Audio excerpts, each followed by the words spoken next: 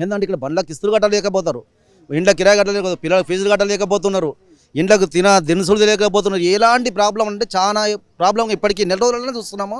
ఇంకా రాను ముందు భవిష్యత్తు ఎలా ఉంటుంది అనేది కూడా ఎవరు ఏం చెప్పలేము. అందుకే మా గవర్నమెంట్ మేము కోరుతామంటే ఏ గవర్నమెంట్ అయినా సరే మాకు నెలకి ఏం జీవనోపాధి చూపించాలో నెలకు మేము జీవనోపాధి కోరుతున్నాం. మాకు నెలకు 15,000 రూపాయలు ఇవ్వండి, మిగతా మేము అట్లా ఇట్లా కరవర్ చేసుకొని ఉంది అయినా కాడికి చేసుకొని బతాము. మా బండ్ల తిరుగు ఏ ట్రాఫిక్ వాళ్ళు కానీ ఎవరు కానీ రావద్దు. ఎందుకంటే ఆ చాలాను కొడితే మేము ఇచ్చే పైసలు కూడా వాళ్ళకే పోతున్నాయి. చాలా నో పార్కింగ్ 300-400 రూపాయలు చాలా వస్తుంది, 1300 నో పార్కింగ్లు వస్తాయి. రాంగుట్ వస్తే దానికి 1200-1300 దాకా దానికి కొడుతున్నారు. ఏ కాకిచెట్ లేకపోతే కొట్టుడే దేనికి మమ్మల్ని ప్రాబ్లంలో పెట్టి చంపుతున్నారు.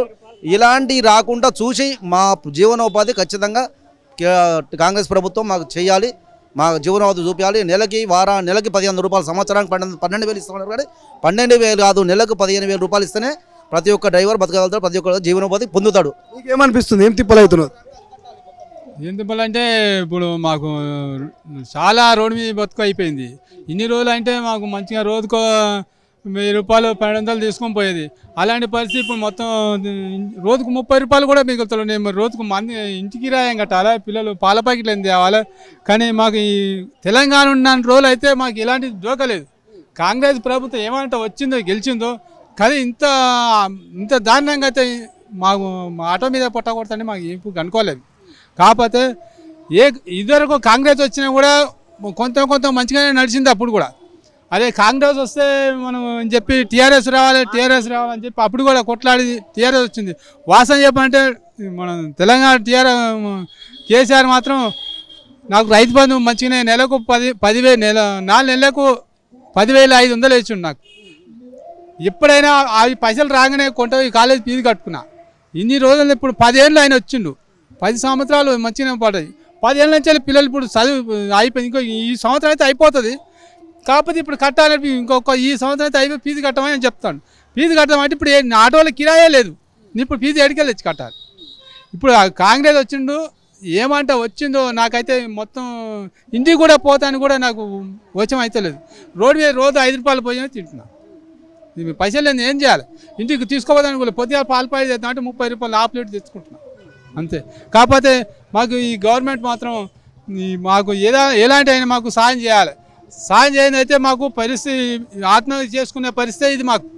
కాకపోతే ఇంత అన్యాయంగా అయితే ఏ ప్రభుత్వం లేదు. ఇప్పుడు మాకు ఈ పార్టీతోనే సంబంధం లేదు మాకు.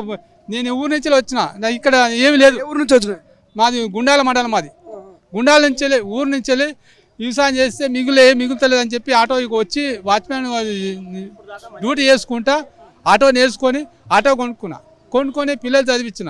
నాకైతే ఏం చదువు అయితే రాదు, ఇంతవరకు పలకం బట్టి రాలే. చిన్నప్పుడు జీతం ఉండి బతికింటే వచ్చిన. ఇప్పుడు వచ్చైతే ఆటో నడుపుకున్నా. కాకపోతే రోజుకు పిల్లలు పోషిస్తున్నా, ఇంత 15 మిగులుతున్నాయి. పిల్లలు ఇంతవరకు చదువుకుంటూ వచ్చారు.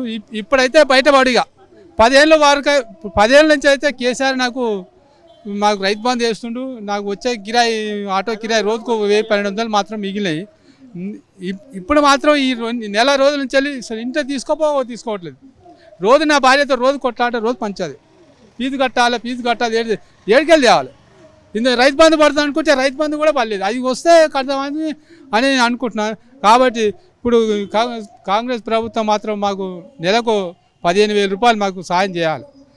సాయం చేయకపోతే మాత్రం మా ఆటోలు అందరూ మాత్రం ఎవరు ఆత్మహత్య చేసుకోవాల్సి వస్తుంది.